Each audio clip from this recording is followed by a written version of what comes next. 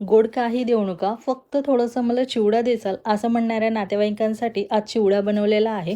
तेल छान कडक गरम करून घेऊन त्यामध्ये जाड पोहे घालायचे, ते तळून घ्यायचे आहेत. नंतर शेंगदाणे घालायचे, तेही एकदम लालसर असं तळून घेऊयात. फुटाणे घातले डाळवं, तेही तेलामध्ये छान असं भाजून तळून बाजूला घेऊयात. भरपूर असा कढीपत्ता घालून तेही कडकडीत छान असं तळून घेतलेला आहे. मसाला बनवूयात. त्यासाठी मिक्सरच्या भांड्यामध्ये 1.5 चमचा लाल तिखट, अर्धा चमचा जिरेपूड, 1 चमचा धनेपूड, 1 चमचा काळं मीठ, त्याबरोबरच साधं मीठ आणि 1 चमचा पिठी साखर घालून मिक्सरवरती एक छान असं फिरवून घ्या. म्हणजे एक छान अशी पावडर तयार होईल आणि हे पूर्ण मसाला एकदम छान असा तयार आहे. आता आपण एक पातेलं घेऊयात.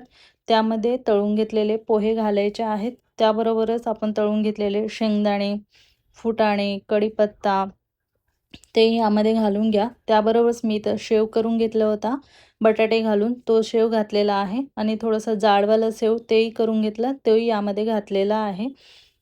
आता यामध्ये आपण तयार करून घेतलेला मसाला घालायचा आणि एकदम छान असं मिसळून घ्या. मिसळून झाल्यानंतर एक वेळा चव बघा, लागले तर परत थोडासा मसाला घालून तुमच्या आवडीप्रमाणे मसाल्याचं प्रमाण सेट करून घ्या. कुरकुरीत, खमंग, तोंडाला चव देणारी चिवड्याची रेसिपी तयार आहे.